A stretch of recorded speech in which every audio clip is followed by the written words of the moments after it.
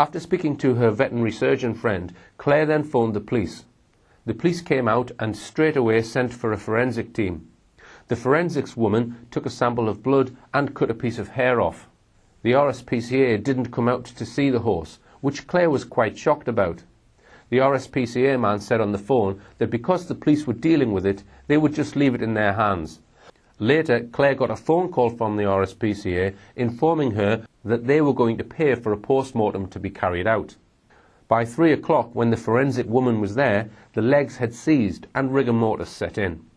Claire assumed from this that the attack must have taken place in the early hours of the morning. My partner discovered her, right, and then he obviously rang me. He didn't realise what had actually gone on, other than the fact that, you know, she was in fact dead. He rang me straight away because it was so odd, and I came straight down. And the other 3 horses were in the very, very top part of the field, wouldn't come down to the horse to honey at all, which, in our opinion of having horses pass away and stuff in herds, they do generally come over, have a sniff, will stay relatively close by, and then go off and graze happily. That particular day, even the police said, you know, they were quite sort of unsettled. They weren't grazing a lot.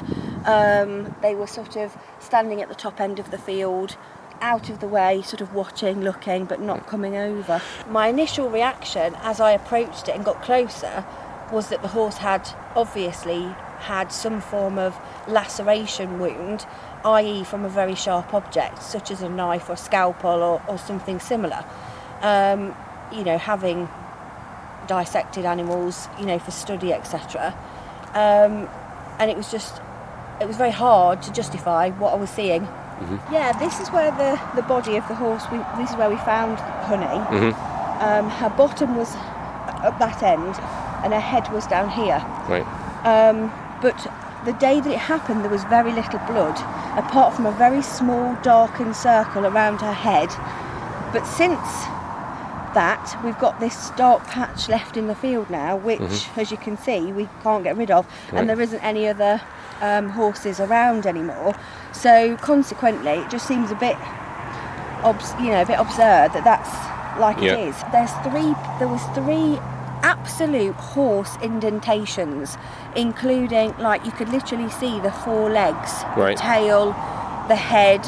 They were absolute imprints of the horse up there. Yes. But then there's nothing at all from that area that brings you down to here, i.e. other footprints, skid marks, racing around or anything like that. Right, and this is where the This is where the head was.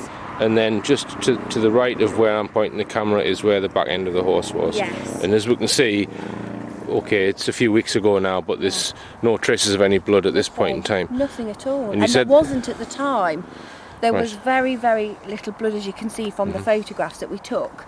There was a bit of blood round the back of her hair, a tiny bit on her forelock, but nothing anywhere else. So David is just standing next to where the horse was lying when it was discovered, and we can see there's a dark patch of earth there, and this is where the horse's head was, with its body coming along to the right, just as the picture is there. But what Claire has said is that this patch here, you've said you can't get rid of it. You think there might be some sort of scorching in that area. Yeah, absolutely. Or some chemical perhaps has killed the grass. Something. It might be a chemical or something. Yeah. Just seems to be going black as opposed to being washed away. At about 5:30 p.m, the horse was taken to be post-mortemed by a good friend of Claire's, whose job is to manage dead horse stock. He commented that he had never seen anything like it, and thought it had been done with a sharp blade. The horse was taken to Sutton Bonington campus, where a post-mortem was carried out the following day, on Tuesday the 8th of September. We know from talking to the pathologist who carried out the post-mortem, it was completed on Tuesday the 8th of September and included a CT scan. A copy of the report was given or sent to RSPCA Inspector Andy Bostock the same day. We know this because we telephoned the campus and spoke to the person who wrote the report. Because Claire had so much experience with horses, she knew how long a post-mortem would normally take, and expected to receive news from the post-mortem probably later that day, i.e. Tuesday the 8th of September, but heard nothing. After the post-mortem had been carried out, the dead stock manager, who delivered the horse to the post-mortem, rang Claire at 6 p.m. on Tuesday evening to say the guy who normally collects the animals and takes them to the incinerators from Sutton Bonington had collected all the other animals apart from Claire's horse. He said the only reasons he could think of for this was because there was something a bit odd, or they wanted to do further tests, or they needed the police or the RSPCA to come and take further pictures or evidence. But to reiterate, we know the post-mortem had been fully completed by that time. Claire asked for a copy of the report, but was not given one. That evening, Claire and some of her family watched one of my films about a very similar case we covered in 2010 from East Sussex. The similarities were striking. It was bizarre because obviously I've never seen this type of injury before. You know, you get fence wounds, lacerations, silly injuries, broken legs from herd behaviour, etc.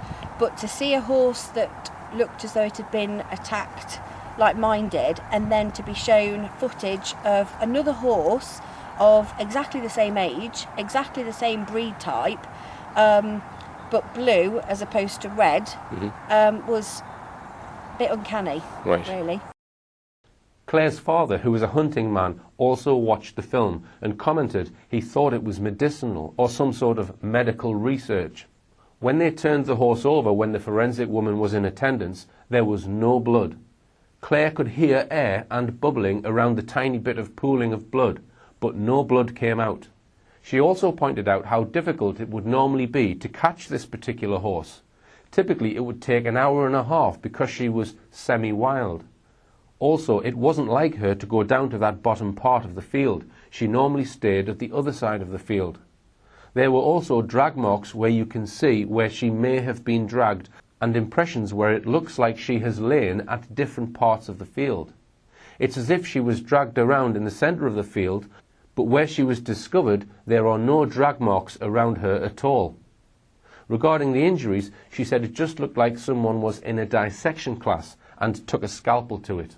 They slept on it on Tuesday night and assumed they would get more answers and a copy of the post-mortem report on Wednesday the 9th of September. Wednesday was the day I first made telephone contact with Claire, and she was clearly very puzzled why, by the end of the day, she was still not being given visibility of the report. She said the vets are trying to almost convince me that she just died of natural causes, and it is possible for a fox to have done it. A new development seemed to have occurred by Thursday morning, when there was large-scale media coverage of an alleged suspect. Newspapers reported that a 28-year-old man had been arrested in connection with the mutilation. Despite the very large media coverage, the man was soon released with no involvement in the crime. But the bizarre thing was, Claire had not even been informed of an arrest, and the police did not contact her to ask if she knew the 28-year-old. The first she heard of the arrest was by reading it in the media. So not only were they withholding the post-mortem report from the victim, they were also failing to report on a suspect they had arrested. I telephoned Claire again on the Thursday, and she said, "I spoke to the vets who were very cautious about telling me anything. They would give me very little information at all.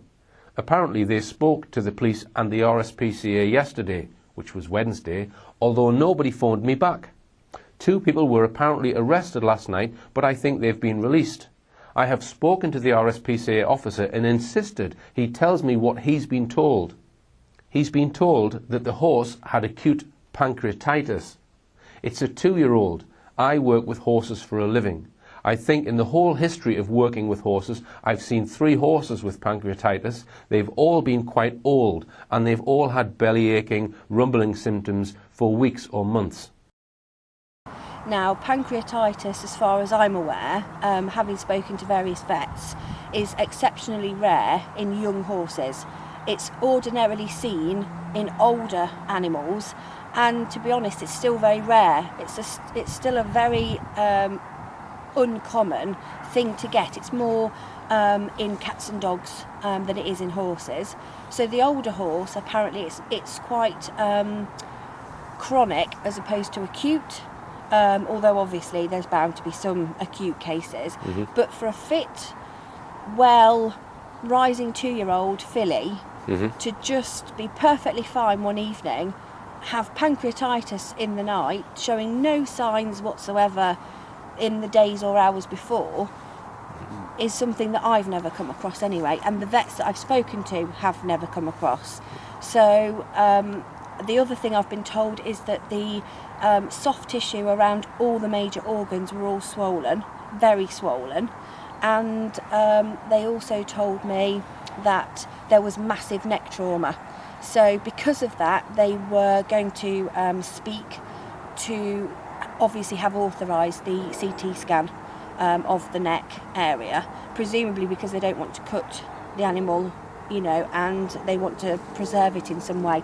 So until I get those results back, we won't have any further information. This statement from Claire is very interesting. The RSPCA officer, who we assume is Andy Bostock, said they can't give a full report until probably next week because they want to do a CT scan. This contradicts information we were given by the college, that a CT scan had already been carried out and that Bostock already had a copy of the report. Let's just make a note of that, the reason why Claire could not be given the report. They were waiting for a CT scan.